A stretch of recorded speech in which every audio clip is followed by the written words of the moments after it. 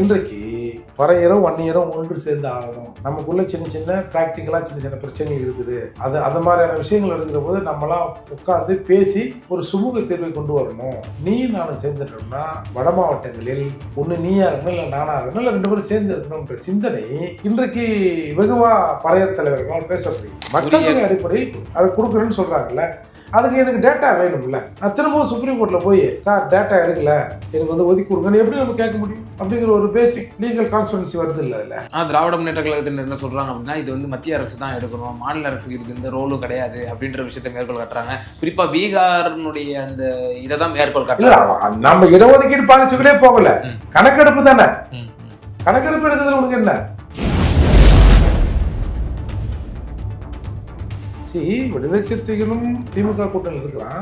வன்னியர் பகுதிக்குள் ஓட்டு கேட்டு வருகிற போது திமுகவே விடுதலை சிறுத்தைக்காரனா நீ வராதிங்க, நாங்க மட்டும் ஓட்டு கேட்டு வந்துடுறோம் அப்படின்னு சொல்றாங்க.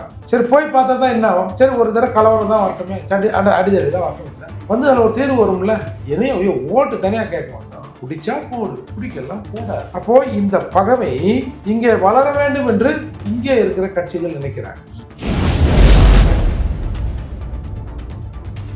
ஒரு கௌரவம்னு ஒன்று சிலது வந்து இங்கே நிலைநிறுத்தப்பட்டிருக்கு. இப்போ நீங்கள் வந்து ஒரு பறையரை வன்னியரை திருமணம் பண்ணிக்கிறாங்கன்னா உண்மையிலே வந்து அந்த வன்னியர் வீட்டில் இருக்கிற பொண்ணு ஒரு பறையர் பையனை கல்யாணம் பண்ணால் சரி அந்த பிள்ளை படிச்சிருக்கான் அப்படின்னு கூட விட்டுருவான் சார். ஆனால் அந்த சமூக சூழல் அவன் வந்து அவனை நெருக்கடிவான். ஒரு பறைய வீட்டில் ஒரு பொண்ணை கட்டி கேவலமெல்லாம் வெளில வரேன். குக்கு செய்திகள் நேயர்களுக்கு வணக்கம். இன்றைய சிறப்பு நேர்காணல் நிகழ்ச்சியில நம்மோடு இணைந்திருக்கும் சிறப்பு விருந்தினர் புரட்சி தமிழகம் கட்சியினுடைய நிறுவன தலைவர் வழக்கறிஞர் மரியாதைக்குரிய ஏர்போர்ட் மூர்த்தி சார் தான் இருக்காங்க. சார் வணக்கம், எப்படி இருக்கீங்க சார்? நல்லா இருக்கும். ஓகே. பாமக நிறுவனர் டாக்டர் ஐயா அவர்கள் தன்னுடைய பிறந்த நாள் அந்த நிகழ்ச்சியினுடைய அந்த மேடையிலேயே ஒரு கடுமையான வார்த்தைகள்லாம் வெளியிடுறாரு. குறிப்பா இந்த 10.5% இடஒதுக்கீடு வலியுறுத்தி பேசும் பொழுது, நான் என்ன உன் வீட்டு சொத்தையா நான் கேட்டேன், நீ யாரு எனக்கு வந்து தர்றது, இது ஏன் ஊர், இது ஏன் மண்ணு அப்படின்ற மாதிரி ஒரு கடுமையான வார்த்தைகள்லாம் இது பண்றாரு. எப்படி பாக்குறீங்க இந்த விவகாரத்தை? அதாவது ஒரு மண்ணின் மைந்தன் இல்லை, இப்படி புரியுற மாதிரி சொன்னால் அந்த ஊருக்காரு, இது எங்க ஊரியா, ஏன் மண்ணியா அப்படின்னு சொல்றது தமிழ்நாட்டில் பயங்கரமா இருக்குல்ல, நல்லா தான் இருக்கு. மலையாளிகள் மலையாளியாக இருக்கிறார், கன்னடர்கள் கன்னடர்களாக இருக்கிறார்கள், தெலுங்கர்களாக இருக்கிறார்கள், தமிழர்கள் திராவிட நாய் இருக்கிறார்கள். அதுதான் இங்க பிரச்சனை. இப்போ சாதியாய் சேரும் சாதிகளாய் சேரும் கன்சிராம் பாலிசி. கன்சிராமோடு இணைந்து நின்றவர் தான் ஐயா, பிஎஸ்பியோடு இணைந்து இருந்தவர் தான் ஐயா மருத்துவர் ஐயா. அதாவது நம்ம ஊர்ல நம்ம குரலை ரைஸ் பண்ண முடியல, நம்ம கோரிக்கையை நம்ம கேட்க முடியல. அதோடு மட்டும் இல்லாம யாருக்கிட்ட கேட்கிறோன்றதும் ஒரு முக்கியம். சாதாரணமா ஒரு பெரும்பான்மை சமூகம் ஆள்வதும் அதில் சிறுபான்மை பாதுகாக்கப்படுவதும் தான் நியதி. ஆனால் இங்க பெரும்பான்மை மக்களை ஒரு சிறுபான்மைனா சிறு குழு ஆளுவதும், அந்த சிறு குழு பெரும்பான்மை மக்களை வஞ்சிப்பதும், அவர்கள் நினைத்ததை செய்வதும், அந்த சிறுபான்மை குழுவில் உள்ளவர்களுக்கு முக்கியத்துவம் தருவதும் வேற எங்கேயும் நடக்காது. நீங்க கர்நாடகாவில் ஆளுகினரும் கன்னடனா இருப்பான், எதிர்கட்சிக்காரனும் கன்னடனா இருப்பான். அதே மாதிரி ஆந்திரா, கேரளா, நீங்க தமிழகத்தை எடுத்துங்க, அந்த மாதிரிலாம் நம்ம ஒன்று ஆளுங்கட்சி எதிர்கட்சி எல்லாம் கலந்து அங்கே இங்கேயும் இருக்கும். கேட்டால் நம்மளை வந்து இனவாதம் பேசுறீங்க, தூய்மைவாதம் பேசுறீங்க. இனவாதம் பேசுவதும் தூய்மைவாதம் பேசுவதும் சாதி தூய்மைவாதம் பேசுவதற்கு ஒப்பாகும். அப்போ சாதி தூய்மைவாதம்னா அந்த ஆணவ படுகொலை பண்றான்ல அவனை மாதிரிதான் நீங்க வந்து இந்த மாதிரி பேசுறது அப்படின்னு இங்க வந்து சில மூளை வீங்கிகள்லாம் இருக்காங்க, அவங்க பேசுவாங்க. அப்போ நாம ஏன் இதை கேட்கிறோம்? ஒரு சொந்த மண்ணில் அந்த மண்ணின் மைந்தர்கள் புறக்கணிக்கப்படுகிறார்கள், அந்த மாநிலத்தின் நலன்கள் புறக்கணிக்கப்படுகிறது போது இந்த கோரிக்கை இப்போதான் எழும்புது. இது பல ஆண்டு காலமாக இருந்தது, இப்போ இது எழும்புது. இப்போ அதுல நம்ம ஒன்று சொல்ல அல்ல, இப்போ ஒருத்தர் 2 பேர் அது நல்லவங்கள தானே இருந்தாங்க. சரி, ஒன்றும் பிரச்சனை இல்லை. ஏன் நமக்கு அந்த தகுதி இல்லையா அப்படிங்கிற ஒரு கேள்வி ஒரு சிறு தீயாக இருந்தது. இன்றைக்கு பெரும் காட்டில் ஒரு பக்கம் எரிந்து கொண்டு இல்ல இருக்கிறது. அதே ராமதாஸை அந்த பேஸ்டின் போது சொல்றாரு, இந்த மாதிரி அண்டம் கிடுகிடுங்க வந்து நாங்க போராட்டம் பண்ணுவோம் அப்படின்னு சொல்றாரு. மேலும் சாதிவாரி கணக்கெடுப்பு உங்ககிட்ட எடுக்க சொன்னா நீ என்ன மத்திய அரசிட்ட கை காட்டுற அப்படின்ற மாதிரி விஷயத்த சொல்றாரு. இல்ல, அது நியாயமான கோரிக்கை தானே. ம். இப்போ நீங்க மற்ற ஸ்டேட்லாம் எடுத்தாங்க சார். முன்னாடி நீதிமன்றங்கள் சாதிவாரி கணக்கெடுப்புக்கு எதிராக இருந்தது. முதல்ல சாதிவாரி கணக்கெடுப்புன்னா என்ன அப்படிங்கிறது தமிழ்நாடு மக்களுக்கு முதல்ல தெளிவாக தெரியணும். இப்போ மக்கள் தொகை கணக்கெடுப்பு, சாதாரணமாக மக்கள் தொகை கணக்கெடுப்பு நடக்கும். அந்த மக்கள் தொகை கணக்கெடுப்பில் வந்து எல்லா சாதியில் உள்ள நபர்களின் தலைகள் எண்ணப்படும். எஸ்சி மக்களுக்கான அந்த அவனோட வாழ்வாதாரம் என்ன அது எல்லாம் அதில் வந்து குறிக்கப்படும். அது வந்து மக்கள் தொகை கணக்கெடுப்பு. சாதிவாரி கணக்கெடுப்புங்கிறது ஒவ்வொரு சாதி ஆட்கள் அதோட அவங்க பொருளாதார நிலை எப்படி எஸ்சிக்கு எப்படி என்னென்ன டீட்டெயில் இருக்கிறோமோ அது எல்லாத்தையும் அவங்களுக்கு எடுப்பாங்க. எடுத்து அடுத்து ஒரு சாதிவாரி கணக்கெடுப்பு வைப்பாங்களே. ஒரு உதாரணத்துக்கு ஒரு 10 ஆண்டுக்கு ஒரு முறை சாதிவாரி கணக்கெடுப்பு எடுக்கணும்னா போன தடவை இந்த சமூகம் எப்படி இருந்தது, இந்த தடவை எப்படி இருக்கான் அப்படின்னு ஒரு கம்பேர் பண்ணுவாங்க. கம்பேர் பண்ணி இந்த 10 ஆண்டுகளில் அரசின் திட்டங்கள் இவங்களுக்கு போயிச்சான், இல்லை போய் அதை அந்த பலனை அனுபவித்து இவர்கள் கொஞ்சம் சோசியல் ஸ்டேட்டஸில் மேலே வந்திருக்காங்களா, இல்லை அது கீழே போகலன்னா அது போவதற்கு நம்ம என்ன பண்ணணும் அப்படின்ற மாதிரியான பல விஷயங்களை அதில் கையாள்வது தான் அது. அப்போது இதுக்கு வந்து சில நேரங்களில் நீதிமன்றங்கள் எதிராக இருந்தது. இப்போ கோர்ட்டு தெளிவாக, சுப்ரீம் கோர்ட் தெளிவாக சொல்லிடுச்சு, இல்லை சாதிவாரி கணக்கெடுப்பு தேவை, அரசின் நலத்திட்டங்கள் அங்கே அது வரைக்கும் போய் சேர்ந்துருக்கா சேரலையா, இல்லை சேருவதற்கான என்ன வேலை பண்ணணும், இது எப்படி ரிஃபார்ம் பண்ணுறது, இதை அப்படியே வச்சுனுங்கிறதா இல்லை குறைக்கிறதா கூட்டுறதா, இதில் ஏதாவது மாற்றங்கள் தேவைப்படுகிறதா என்பதை அறிந்து கொள்வதற்கு சாதிவாரி கணக்கெடுப்பு தேவை அப்படின்னு பீகாரை காரணம் காட்டி சொல்லிட்டாங்க. அப்போ அதை தொடர்ந்து ஒரு 4-5 மாநிலங்கள் அறிவிக்கப்பட்டது. அப்போது நம்மளும் அதை எடுக்க வேண்டியதானே. இப்போ இப்போ நம்ம பேசுகிறோம், இதே சமயத்தில் உச்சநீதிமன்றம் இன்றைய தினம் ஒரு ஒரு அறிக்கை ஒரு கருத்தை சொல்லியிருக்கிறத பார்க்குறோம். பாட்னா அந்த நீதிமன்றத்தில் அந்த இருக்கக்கூடிய அந்த வழக்கு பீகார் மாநிலம் 50%லேருந்து 65% தங்களோட மாநிலத்தில் இந்த வரம்பை உயர்த்திய இந்த தீர்ப்பை வந்து அது ரத்து செய்தது சரிதான், நாங்கள் வந்து இடைக்கால தடை விதிக்க முடியாது அப்படின்னு சொல்லி உச்சநீதிமன்ற கருத்து தெரிவிச்சிருக்கல. இல்லை, நீங்கள் திரும்ப திரும்ப இந்த இடஒதுக்கீடுக்குள்ளே போகிறீங்க. இடஒதுக்கீடு மாற்றதான், இடஒதுக்கீடு மட்டும்தான் வாழ்க்கையா, அது மட்டும்தான் வயிறு மட்டும்தான், வயிற்றுக்கு சோறு அப்படிதானே. நம்மளோட ஸ்டேட்ல நம்ம மக்களின் நிலைமை என்ன நம்ம தெரிஞ்சுக்கணும் சார். இடஒதுக்கீடு, அதாவது இடஒதுக்கீடு இது ஏன் இன்னைக்கு வந்து இது வந்து தடை செய்யப்பட்டிருக்கு இல்லை தடை விதிக்க முடியாதுன்னா, இடஒதுக்கீடு பாலிசியில் அந்த பாலிசி மேக்கிங் வந்து மத்திய அரசு கிட்ட இருக்கு. மாநில அரசு ரெக்கமெண்ட் ஒன்றா கேட்கலாம். நீங்க மணிப்பூர் கலவரம் கூட இதானே, ஒரு பிரிவை வந்து எஸ்டியில் சேர்க்கணும், நீங்கள் ஒரு 3-4 வீக்ஸில் நீங்கள் வந்து அதுக்கான பதிலை சொல்லுங்கன்னாங்க, சேருங்கன்னு சொல்லலை. அப்போ அதில் தான் தகராறு வந்தது. அப்போ நம்ம வந்து மத்திய அரசுக்கிட்ட தான் இந்த டிமாண்டை வைக்க முடியாது. பட் அட் எனி காஸ்ட் நம்ம ஊரில் இது என்ன நடக்குதுன்னு நம்ம தெரிஞ்சுக்கணும்ல. அதுக்கு ஒன்றும் பெரிய செலவு இல்லை. நீங்கள் இப்போ மருத்துவர் ஐயாவுக்கு அந்த 10.5 கொடுத்தாங்க, அது சரியா தப்பாங்கிறது எதுலேருந்து டிசைட் ஆச்சு? யாரும் அந்த இடஒதுக்கீடு தப்புன்னு சொல்லலை. என்ன கணக்கின் அடிப்படையில் இந்த மக்கள் இவ்வளோ இருக்காங்கன்னு டிசைட் பண்ணீங்க. இப்போ ஏற்கனவே எஸ்சிக்கள் 18%, அதில் ஒரு 3% எடுத்து கருணாநிதி ஒரு கமிஷனை போட்டு அதாங்க இதாங்கன்னு ஏதோ கொடுத்துட்டாரு. அது ஒரு தனி பாசம் வச்சுங்க அவருக்கு. அப்போ அந்த 3 கேட்டவங்க இன்னைக்கு 6 கேட்குறாங்க, பல இடங்களில் போராட்டம் பண்ணுறாங்க. அப்போ பெரும்பான்மையாக இருக்கிற அந்த எஸ்சிக்கள் சமூகம் எப்பா 3 எதை வச்சுப்பா கொடுத்தேன் அப்படின்ற ஒரு கேள்வி எழுந்தது. அது அன்ஃபார்ச்சுனேட்லி இன்னும் அது வழக்கு நடந்து கொண்டு இருக்கிறது. ஆனால் அந்த 3% இங்கே அமல்படுத்தப்பட்டுச்சு.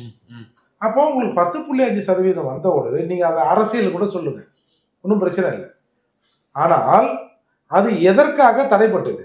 இந்த புள்ளி விவரங்கள் உள்ளத்தில் இல்லை, எதன் அடிப்படையில் இதை செய்தீர்கள் அப்படின்னு கேட்குற போது, சார் கணக்கு எடுக்கணும் சார், இதோட கம்மியாக இருந்தால் 8.5 கூட கொடு, 9.5 கூட கொடு, இல்லை 5 கூட கொடு, 4 கொடு, 3 கொடு, ஏதோ ஒன்று கொடு, அந்த மக்கள் அடிப்படையில் கொடு. அதை கொடுக்குறேன்னு சொல்கிறாங்கல்ல, அதுக்கு எனக்கு டேட்டா வேணும்ல. நான் திரும்பவும் சுப்ரீம் கோர்ட்டில் போய் சார் டேட்டா எடுக்கல எனக்கு வந்து ஒதுக்கி கொடுங்கன்னு எப்படி நம்ம கேட்க முடியும்? அப்படிங்கிற ஒரு பேசிக் ம். லீகல் கான்ஸ்பிரன்சி வருது இல்லை அதில். திராவிட முன்னேற்ற கழகத்தினர் என்ன சொல்றாங்க அப்படின்னா, இது வந்து மத்திய அரசு தான் எடுக்கணும், மாநில அரசுக்கு இதுக்கு எந்த ரோலும் கிடையாது அப்படின்ற விஷயத்தை மேற்கோள் காட்டுறாங்க. குறிப்பா பீகாரினுடைய அந்த இதை தான் மேற்கோள் இல்ல காட்டுறாங்க. நம்ம இடஒதுக்கீடு பாலிசிகளே போகல, ம். கணக்கெடுப்பு தானே. ம், ம். கணக்கெடுப்பு எடுக்கிறதுல உனக்கு என்ன? அப்போ இது ஏன் இவர்கள் எடுக்க மறுக்கிறார்கள் அப்படிங்கிற ஒரு பெரும் கேள்வி வருது. ம், ம். அப்போ இப்போ கூட யாரை சொல்லியிருந்தாங்கன்னா, ஒரு 10,000 பேர் இருக்கிறாங்க பாங்களா, அவங்க கூட நம்ம போய் கேட்கறோம். அதுதான் சிக்கல். ம், ம்.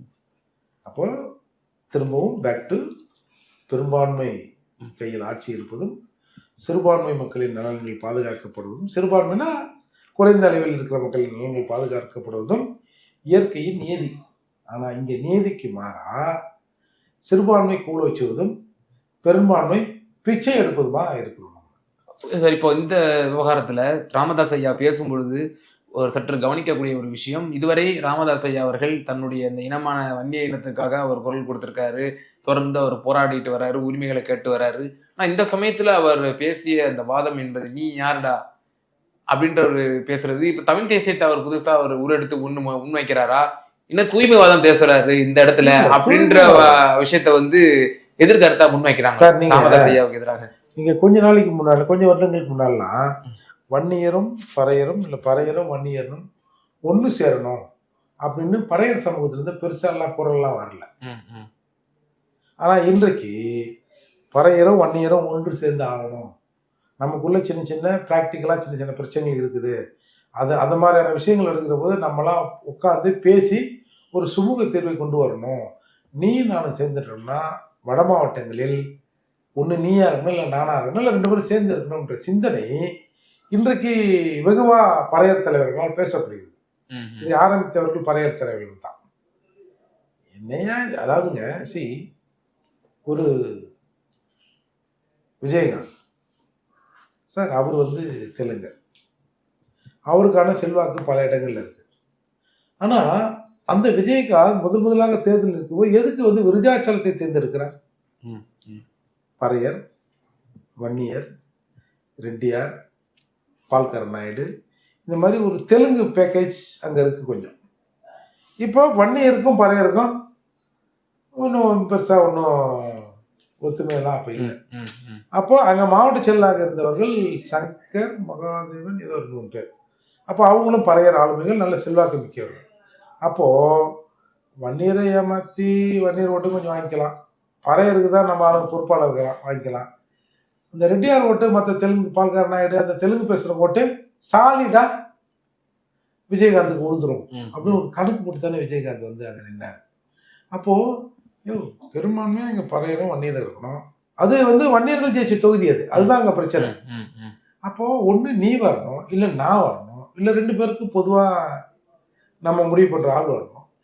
எங்கெங்கோ ஒருத்தர் விருதாச்சலத்துக்கு சம்மந்தம் இல்லாத ஆள் வந்து அங்கே நின்னால. அப்போ அந்த வீக்னஸை மற்றவர்கள் பயன்படுத்திக் கொள்கிறார்கள்.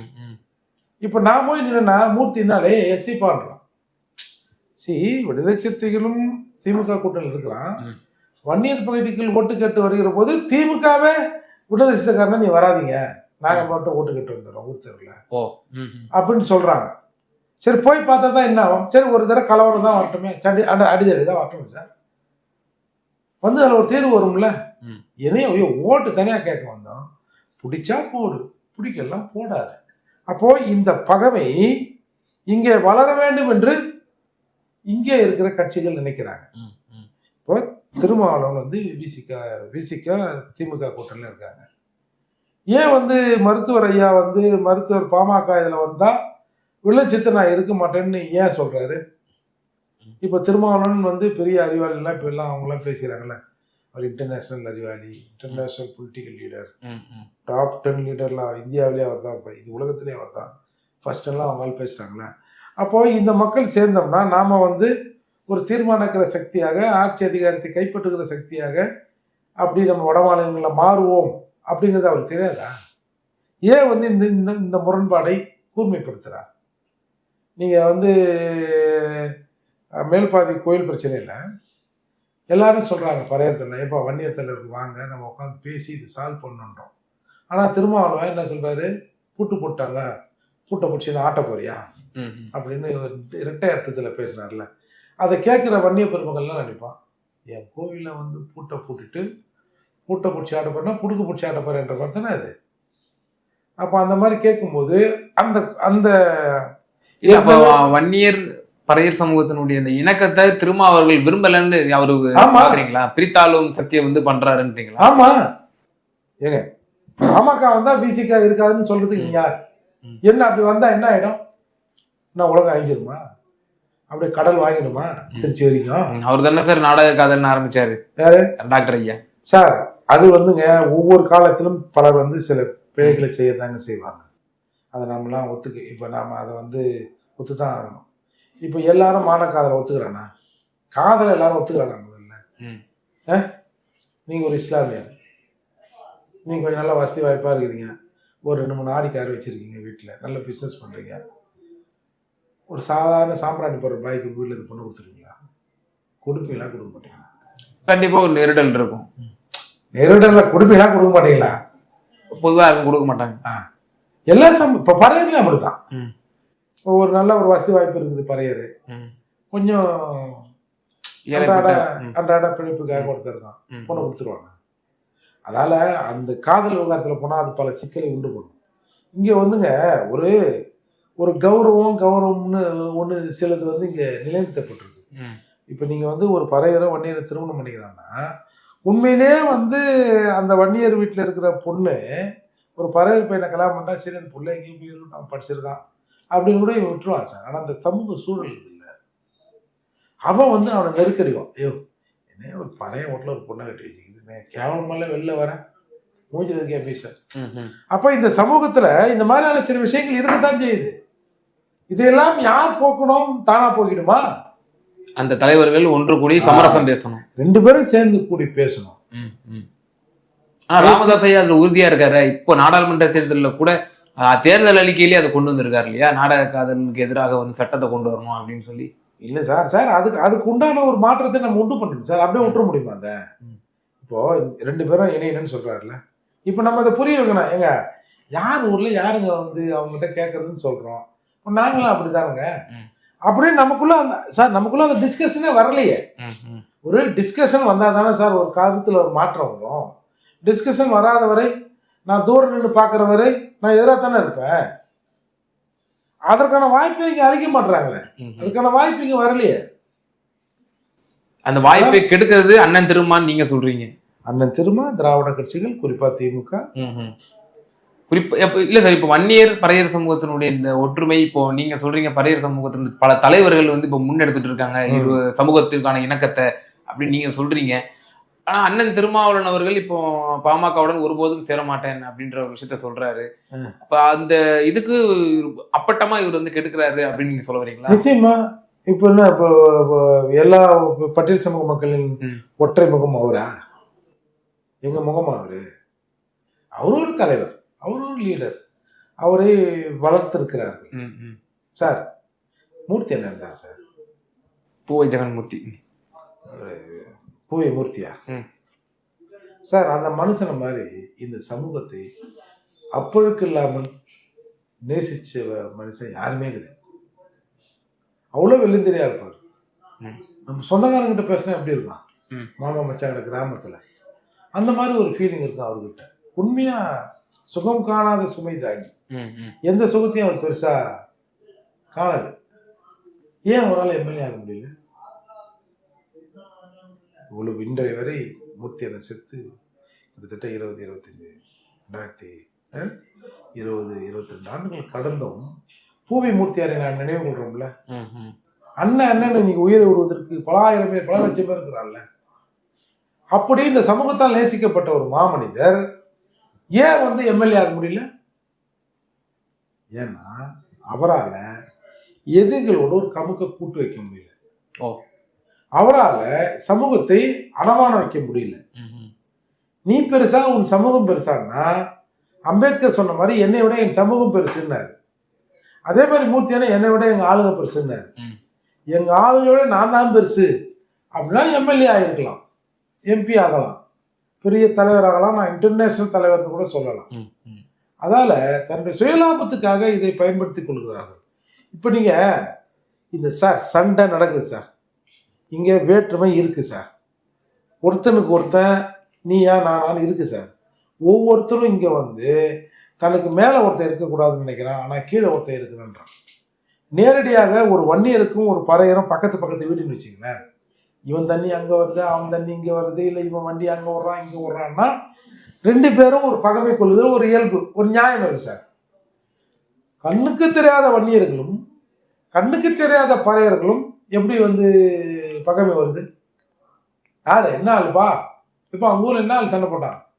இந்த மாதிரி எசிங்க பறையருங்க அவனை செய்வானுங்கப்பா, விடக்கூடாதுப்பா அவனுங்கள அப்படின்னு ஒரு சிந்தனை இங்கே எப்படி வருது? இந்த சிந்தனை இங்கே வளர்த்தெடுக்கப்பட்டிருக்கு. அதை போக்குவதற்கு தான், அதை மாற்றுவதற்கு, அதை சரி பண்ணுவதற்கு தான் இங்கே முயற்சிகள் மேற்கொள்ளப்படணும். அது பறையர் தரப்புலேருந்து மேற்கொள்ளப்பட்டிருக்கு. ஓகே, உங்களை போன்றவர்கள் கூட அதுல ஈடுபட்டிருக்கீங்களா முழுக்க? ஆமா, நான் வந்து இந்த கான்செப்ட்ல உறுதியா தான் இருக்கேன். நீங்கள் ஐயாவோட நல்ல ஒரு இணக்கமான ஒரு போக்கை கடைபிடிக்கிறீங்களா? இல்ல, அவர் சித்தாந்தத்தை நான் விரும்புகிறேன், எங்கள் சித்தாந்தத்தை விரும்ப வேண்டும் என்று நான் நினைக்கிறேன். ஓகே சார், ரொம்ப நன்றி. பல்வேறு விவகாரங்கள் எங்க நேயர்களுக்கு தெளிவாக வழங்கினார்.